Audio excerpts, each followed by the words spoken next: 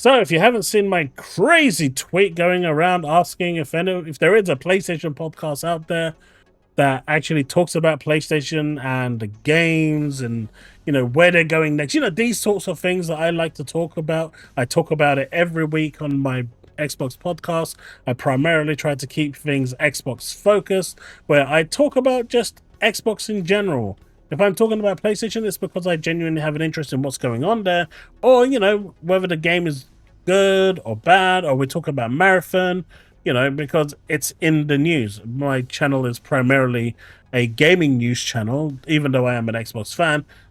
But hey, it looks like all the ponies out there decided that they'd come out of the woodworks and get seriously offended by my question, including Colin Moriarty, who openly said, "I don't want you watching my stream."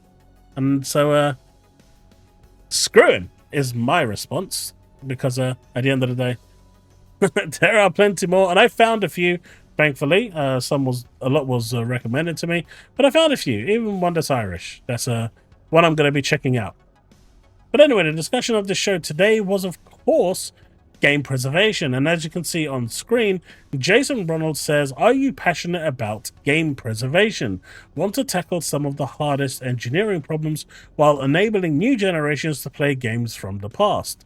Now, we know from Sarah Bond that this was a hot topic previously when they were talking about game preservation. It kind of stopped for a while, and they said they were done with the FPS boost team, and that had been basically dismantled, and that was it. And then there was rumors that they were kind of coming back to it, especially with the ABK merger. And now that it's actually been complete and the appeal from the FTC has gone away, this comes out a day after or days after, now that they've officially certified that the merger has officially gone through with no appeals left to go through. It's like a done deal. The book is closed. A couple of days after this comes out, so it's no coincidence, in my opinion. Now they're looking at ways to get more of those ABK games onto the Xbox platform, working on the Series X and potentially on the next Xbox, which is dubbed the Xbox Prime. Weird name, I know, but who knows? Maybe they'll actually just call it the Xbox Series X2 or Xbox 6 or something. Whatever they want to call it. I just don't know at this point. But they say a great new role has just opened up in one of my favorite teams here at Xbox. More details here. Now, a lot of people are basically crying that, as you can see there from Elvic, that, you're bad at game preservation because you won't allow a 124 gigabyte game to fit into a 100 gigabyte game. How dare you not allow a game that is 124 gigabytes fit inside a storage medium that can only hold 100 gigabytes?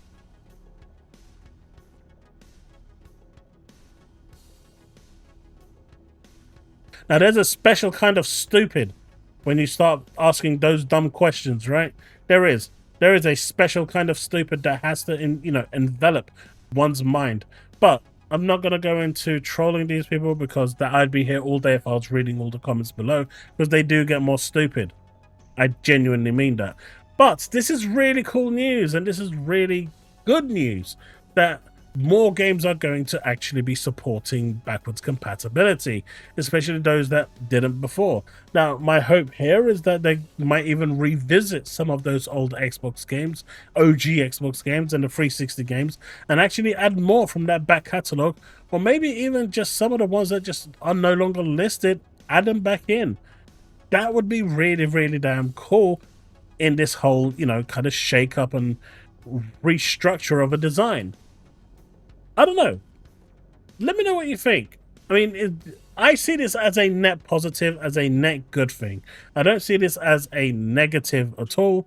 They are clearly working on game preservation. Gaming is going digital, whether we like it or not. And you can have people crying about it all day and night.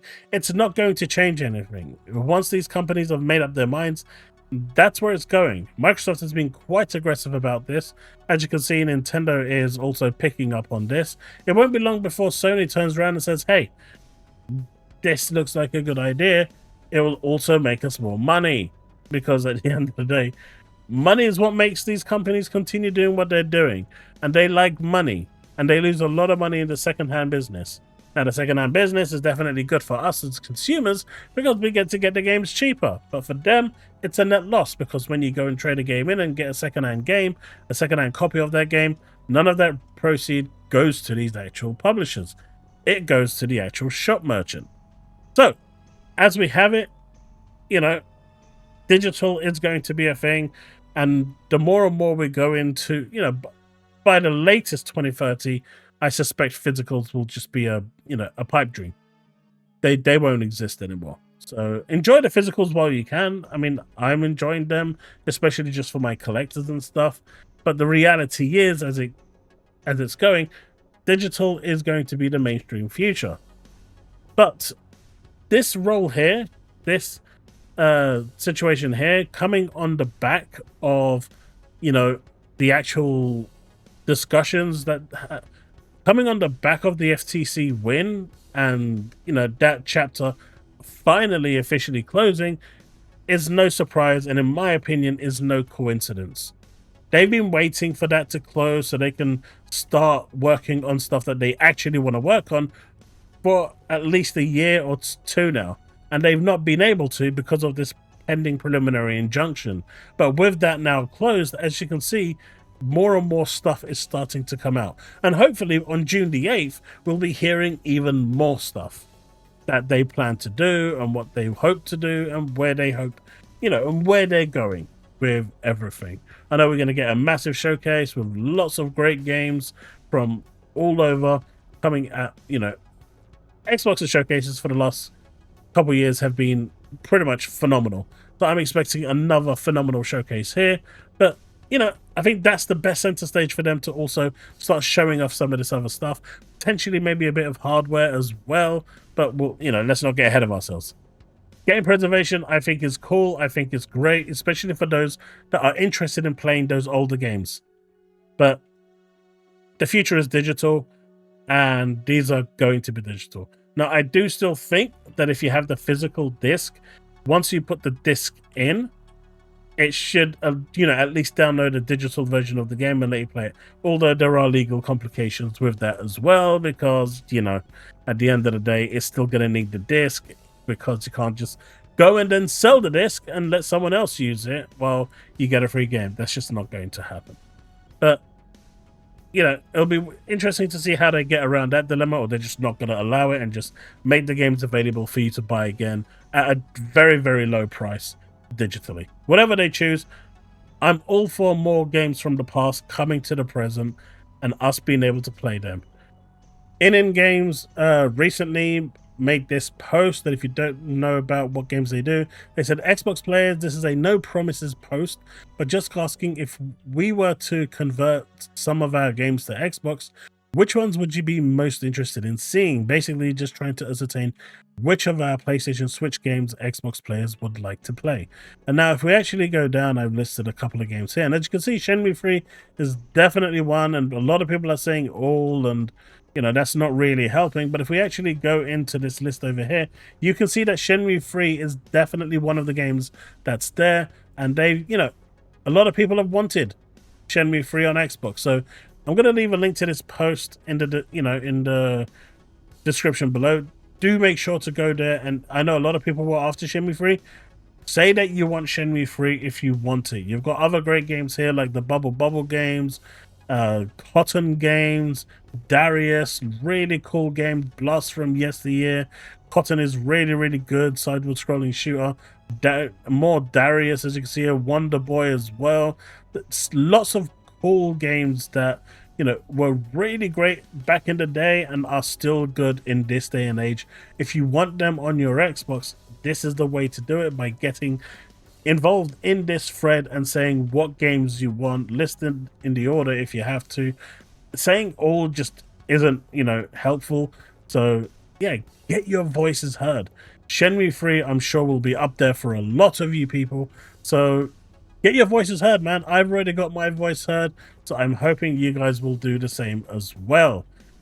But folks, that's the video. That's everything. Thanks so much for watching. And if you've enjoyed this video, do consider leaving a like by hitting that thumbs up. Hit that red button to subscribe, and don't forget to hit the bell to stay up to date with all content I release. You can also hit that super thanks if you want to, if you really enjoyed this video and want to thank me for the video, or you can become a YouTube member and support me in what I do. The cheapest and easiest way to support me, of course, is by leaving a like, leaving a comment below, hitting that red button, and hitting that bell so you get notified of all content I release. 65% of you are returning viewers that are not subscribed. If you're all subscribed, I would easily hit my 10,000 goal, for the year that is. So please do consider leaving a sub. It really helps the channel grow. It really helps the YouTube algorithm. And I will see you all in the next video or on Tuesday's live stream. Either way, see you then. Remain legend.